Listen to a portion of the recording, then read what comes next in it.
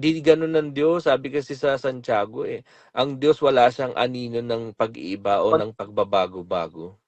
ginagawa nilang yung Diyos nila ngayon, ginagawa nilang parang yung Diyos ni Ellen G. White.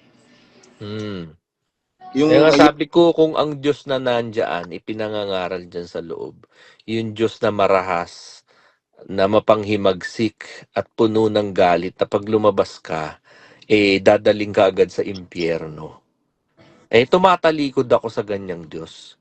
Gagamitin ko yung sinabi ni Rizal. Kung ganyan ang Diyos na ipinapangaral ng mga praile, tumatalikod ako sa ganyang Diyos. Pero yung Diyos kasi na nasa Biblia, hindi ganun. And He has His good reasons kung bakit dadalin niya sa isang lugar yung mga taong ayaw kumilala sa kanya. Doon nga ako nagkaroon ng pag-asa nung narinig ko yun, si West Half. Ito pala ang impyerno. This is a place, kumbaga, ilalagay ng Diyos yung mga tao na hindi naniniwala sa Kanya o ayaw maniwala sa Kanya. Eh, hindi tayo yun. Naniniwala nga tayo sa Diyos. Doon ako nagkaroon ng malaking pag-asa. Sabi ko, kasi ang naitanim sa atin sa MCGI, di ba? Gumawa ka ng mabuti, kung saan mahirap ang pagtupad, doble ang kabanalan. Gawa, gawa, gawa, never ending. Magpagod ka, magpuyat ka, gumawa ka, magbigay ka, maglingkod ka. Parang yun ang yun ang ticket natin papunta sa langit. Hindi pala yun, yes. tol. None of that nakasulat yan sa sa Isayas. Kahit yung pinakamabuting kabanalan pa natin, lang yan, basahan lang yan sa paningin ng Diyos. Amen. Hindi yan ang magiging dahilan para maligtas tayo, kundi Amen. yung awa ni Kristo, yung biyaya ng Diyos, yung kamatayan ni Kristo, na kung sumasampalataya ka doon, sabi nga sa gawa, di ba? Lahat ng sumampalataya kay Kristo, maliligtas yun eh. Ganun lang kadali ang kaligtasan, bro. Alam mo ba, Brad Ace, na merong mga ateista maliligtas? Bakit? Sabi ng Panginoong Kristo sa Mateo 24, sapagkat ako'y nagutom, ninyo akong pinakain. Panginoon, kailan ka namin nakitang nagutom? Hindi nila kilala yung Panginoon. Teka, medyo medyo idadisect ko yung sinabi mo. Yes.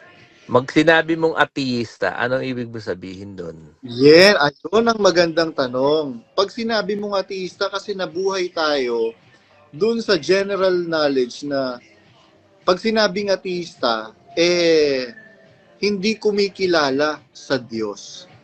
Yung bang ateista, teka, ko, yung bang ateistang sinasabi mo, nabasa nila yung Biblia na ipangaral sa kanila si Kristo, and yet they chose to believe otherwise? Yon. Kasi, nandito kasi ako ngayon sa Europa Brad Ace. So, yung mga tao na nakapaligid sa akin, they do not have the knowledge about sa Diyos. Ngayon, meron akong nakakwentuhan, grupo sila, kukwentuhan kami, kumakain kami. Dumating kami sa punto na nagtanungan kami ng religion namin. Sabi nung isa, atheist daw siya. Sabi ko, bakit you consider yourself as an atheist? Because I do not have, I do not believe in God. Bakit hindi ka naniniwala na may Diyos? Sabi kong ganyan. Walang nag-introduce sa akin. Ang pwede nating isagot dyan, yung nasa Santiago. 'Di ba? Pag hindi mo alam ang kautusan, pwede kang ignorance in God is pardonable. Nakasulat din yan sa sa Roma. Merong nakasulat sa puso nila. Yeah, kung hindi mo nakilala ang Diyos dahil hindi mo nabalitaan in any way, shape, or form, may pag-asa yon. Pero Yes. kung yung ateistang tinutukoy mo is hindi talaga nila tinatanggap ang Diyos despite the overwhelming evidence and facts, iba yun, tol. Isama Yes. na natin yan doon sa hell. And gravely mocking God. Yes. Yung tumutuya sa Diyos. Iba yun. Mahabang usapan yan. Sama na natin yan dun sa tungkol sa paksa. Kaya yung kaya ako binanggit ito, Brad Ace, kasi maraming qualification yung atheist eh. Ano ba yung at saka yung degree ng pagiging atheist. Bakit kayo hindi naniniwala sa Diyos? Walang nag-introduce sa amin. And this is our culture. We do not believe in God. Ngayon, bakit kayo gumagawa ng mabuti? Because it is human to do good. Ayun. Meron kasing mga kasulatan na naisulat sa puso nila. Ayun! Yun yung nadali mo. Nasa Nakasulat. Roma yun, Roma 2, di ba? Yes, Ang mga nakasulat. ito na walang kautusan sa katutubo, yung kautusan nakasulat sa puso nila. Kasi alam mo, ang kautusan nung panahon ni Adam and Eve, wala naman yun eh. Yes. Pero bakit alam nila yung mabutit masama? Meron kasing isinulat sa puso nila eh. Imprinted.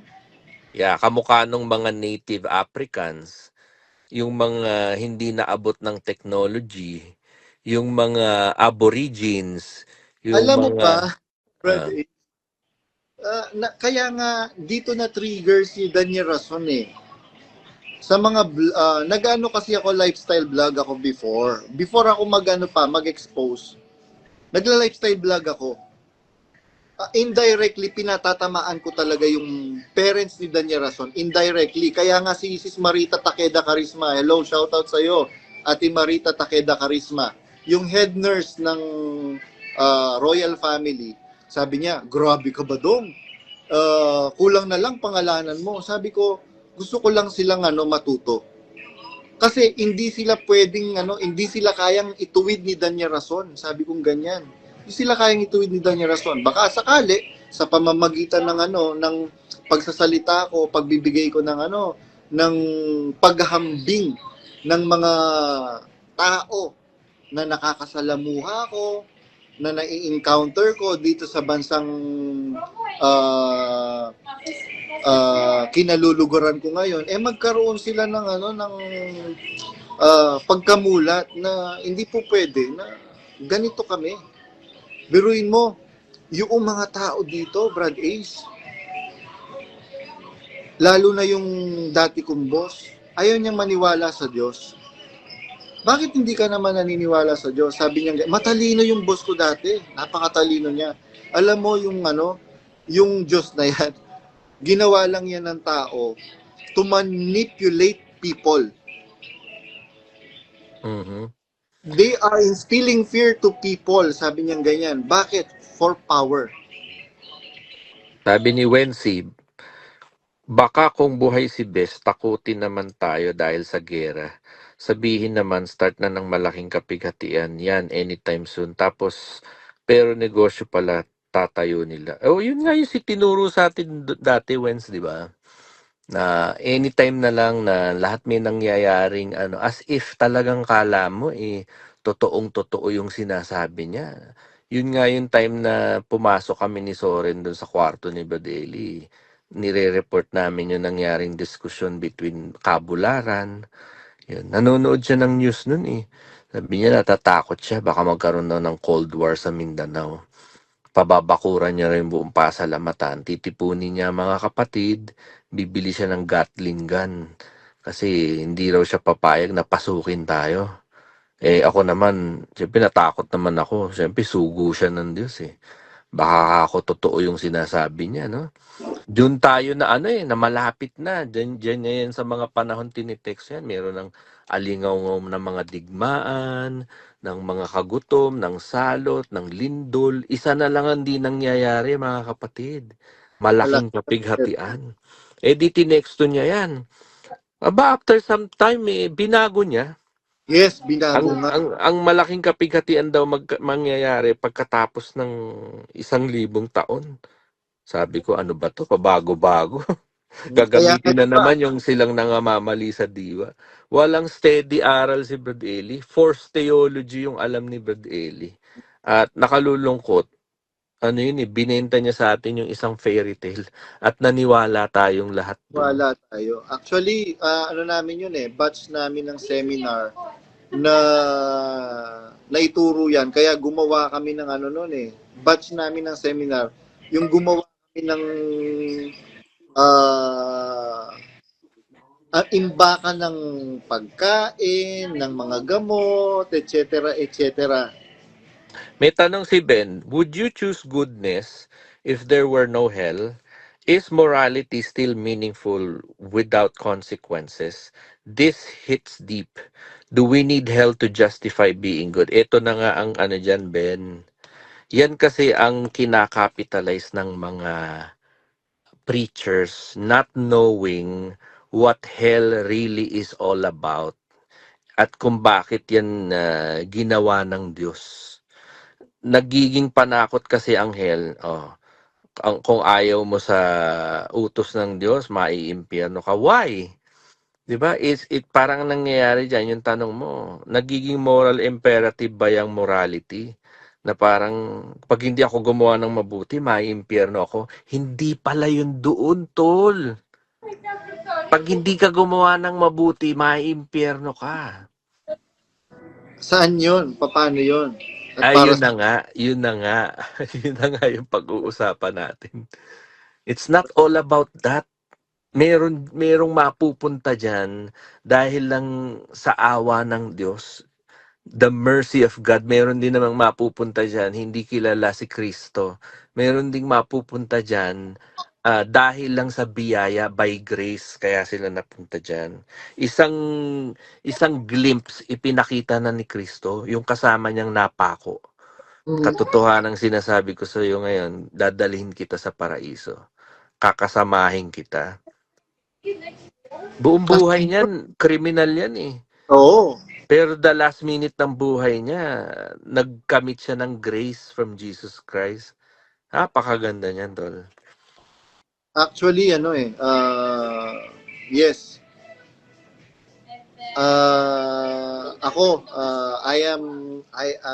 My heart now is full because of that overwhelming joy na nararamdaman ko.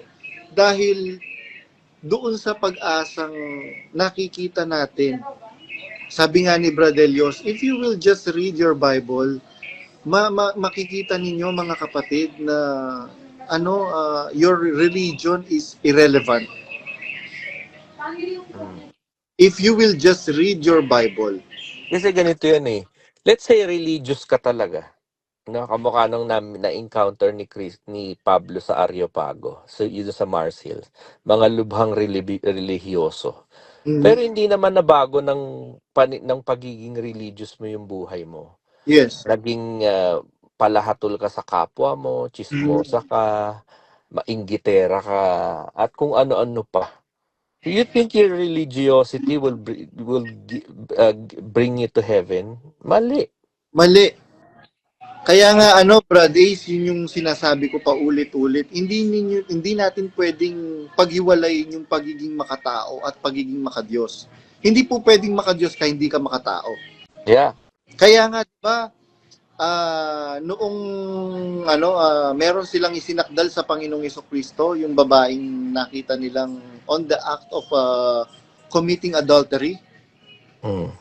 Ang sabi ng Panginoong Hesukristo, sige, kung sino man sa inyo ang walang kasalanan, siya ang pumukol ng unang bato. Yeah. Walang nakapukol ng unang bato. Kasi they know in their heart very well that they are sinner as well. Ngayon, tayong makasalanan ngayon ang magsasabing kampung ka ni Satanas, maiimpyerno ka. Who are you to judge your neighbor?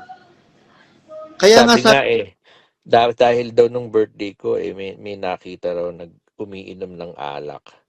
Namumusong na raw ako sa Diyos. Brad Ace, biruin mo, yung unang milagro na ginawa ng Panginoong Hesukristo sa kasalan sa Kanaan, turning water into wine. Kahit wag na yun kasi ang argument diyan ng leader sa loob patunayan mo muna na yung iniinom mo gawa ni Kristo. Okay, palagay mo na, pagbigyan na lang kita. Dahil nagpalakpakan na kayo Kala nyo nakaslam dunk kayo. Pagbigyan na natin. Bakit yung mga dumalo sa Korinto, naghapunan ng Panginoon, lasing? Lasing. Ang tanong, itiniwalag ba o sinuspindi ni Pablo yun? Kung talagang yung ininom nila hindi nakalalasing, ba't sila nalasing?